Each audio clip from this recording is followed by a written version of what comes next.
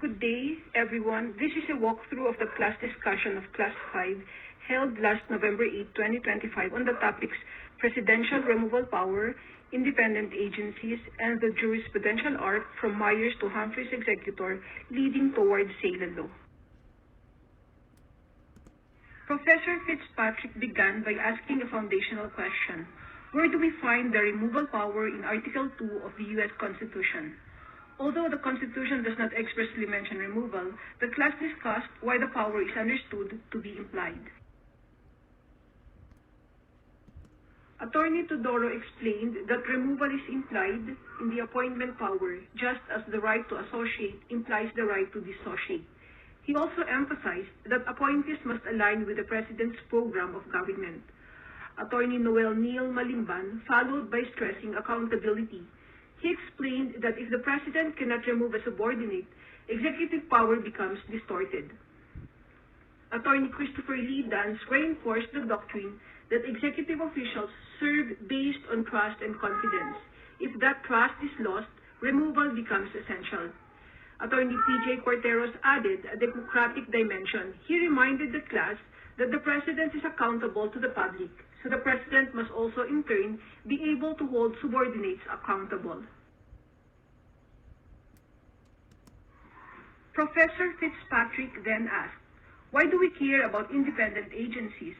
Thus, the discussion then turned to independent agencies, where they come from and why they matter. Attorney Paul De Vera explained that independence comes from congressional design. Agencies that handle quasi-legislative or quasi-judicial functions often receive additional protections. Attorney J. Marpalispis pointed out that these agencies trace their legitimacy to Congress' power to vest appointment by law. Attorney Rona Baniked offered a clear articulation of the value of independent agencies when she said, in effect, that independence brings expertise, continuity, and insulation from political pressure. Professor Fitzpatrick called on Attorney Mageline Simon for her thought on the subject, whereupon she gave a cautionary reminder that removal power can create political coercion and endanger neutrality. Professor Fitzpatrick concluded this part of the discussion with his experience in Zimbabwe and an observation that there is a need to insulate certain agencies from presidential impulses. The professor then asked Attorney Todoro what makes an independent agency independent. He answered that these are created for a specific purpose and that removal is for specified enumerated causes. The professor then asked what are the badges of independence. Aside from the concept of removal mentioned in Humphreys, what other things make for independence? Attorney Emily Balungay pointed out that fiscal autonomy is one. She set out examples in the Philippines of autonomous agencies, particularly those provided for in the Constitution, which are the Civil Service Commission, the Commission on Audit, and the Commission on Elections. Attorney Mary Grace Kabuhat added that terms or qualifications of appointment prevent arbitrary appointments. She said the President cannot just appoint anyone unless they qualify as provided by law. Attorney Charlene Paquet-Zelda contributed that fixed terms, multi-member boards from different parties, and staggered appointments serve also as statutory protection. The discussion then transitioned to case law. Attorney Nestor Mondoc delivered a precise summary of the Humphreys case, where he said that President Roosevelt removed FTC Commissioner Humphrey despite statutory limits. Humphrey continued reporting for work until his death, and his executor sued for back pay. He also distinguished it from the Myers case, where a postmaster occupying a purely executive function could be removed at will. Attorney Ronnie June Dendesa enriched the discussion with historical context.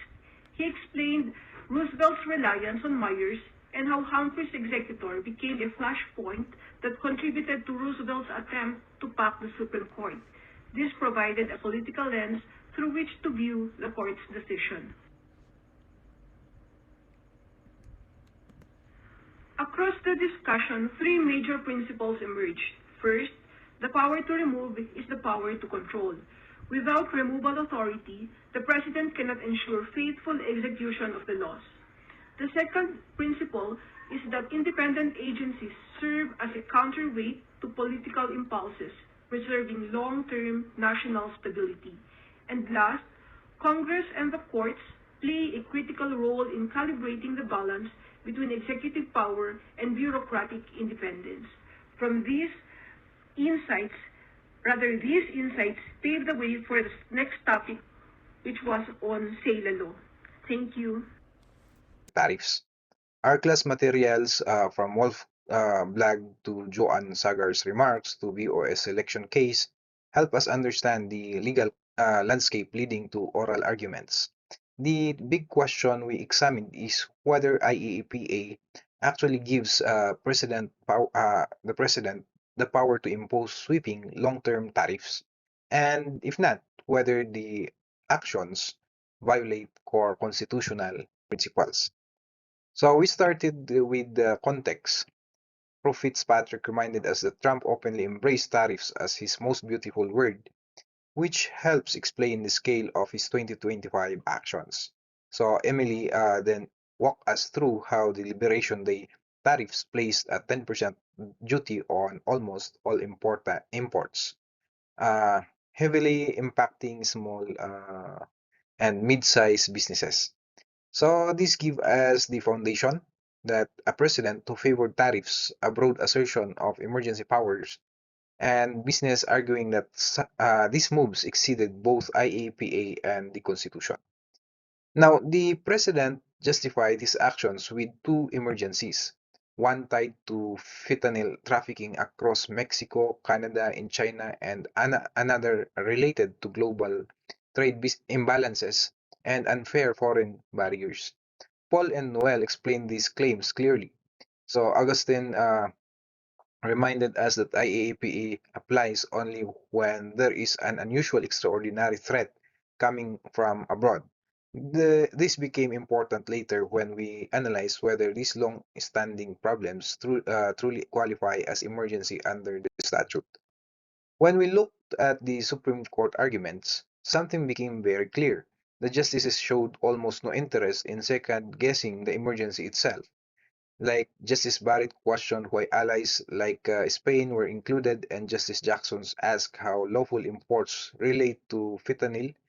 But overall, as Prof. Fitzpatrick said, courts give enormous deference to presidential emergency declarations, even questionable ones. So the real fight shifted away from the emergency and directed into the text of IAAPA. Now, we also discussed that Trump had plenty of existing trade statutes he could have used, like Section 301, Section 232, and others. But each comes with limits like time caps or percentage caps. Noel emphasized that Trump could have gone through Congress or used these statutes, but he didn't want the constraints. Instead, he chose IAPA, which has no numerical tariffs limits, and that choice is what put this entire dispute before the Supreme Court. This brings us to the heart of the case. Does the word regulate in IAPA include the power to impose tariffs? Mary Ellen emphasized that the statute never mentions duties or taxes, and historically, Congress speaks very clearly when delegating tariffs authority. Prof. Fitzpatrick even noted that the legislative history was silent, crickets, as he put it, which made the government's position much harder to defend. So Paul helped us understand why the Solicitor General relies heavily on the old Nixon surcharge case, Yoshida, and Nixon used similar language under TWEA to impose a 10% surcharge, and the court allowed it. But Jaimer pointed out that reenacting similar words in IAPA doesn't automatically mean Congress adopted all of Yoshida's reasoning, especially since the statutes are structured differently. This became a central weakness in the government's historical argument.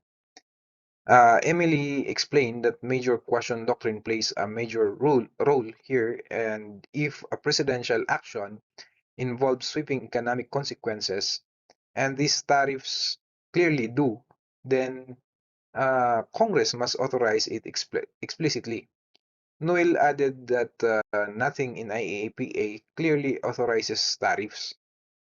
So, under the major question doctrine, courts should be very skeptical about reading trillions of dollars of tariffs authority into a vague word like regulate. Nestor reminded us of the non-delegation doctrine, the idea that the Congress cannot hand over vast standardless power to the president. The tariff authority is essentially a taxing power, and historically Congress guards that closely. Justice Gorsuch's questions reflected this concern. Can Congress really delegate economic powers this broad without clear limits? This doctrine hangs in the background as a second constraint in precedent. Our classmates who listened closely to the arguments described them as intense and intellectually demanding.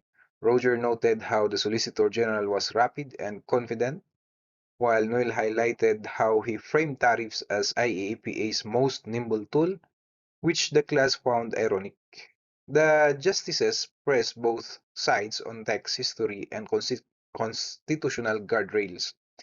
Their questions suggested real skepticism about giving the president boundless tariff power. From all this, the central lesson became clear. The IEAPA's text does not mention tariffs. Congress has many tariffs statutes already. Courts almost never scrutinize emergencies, but the major question doctrine and non-delegation doctrine place real limits on presidential power. So historical examples like Nixon surcharge can't replace clear statutory authorization. The most important takeaway is that tariffs as taxes sit squarely within Congress power unless delegated explicitly. My overall conclusion is that President Trump's use of IEEPA for universal tariffs rests on a very thin legal foundation. The justice's question hinted at the concern about the breadth of power claimed, especially given the lack of clear authorization in the statute. Putting together the text, the history, and the modern doctrines, the challenger's position appears stronger. Major economic changes require Congress, not unilateral presidential action. So, thank you for this opportunity to summarize this class. This topic and this class showed how complex, but also how important statutory and constitutional interpretation can be. As Prof. Fitzpatrick said, we were listening to history in real time during the oral arguments. Our discussion reflected that level of seriousness, and I hope this summary captured the depth of everyone's contributions. Thank you.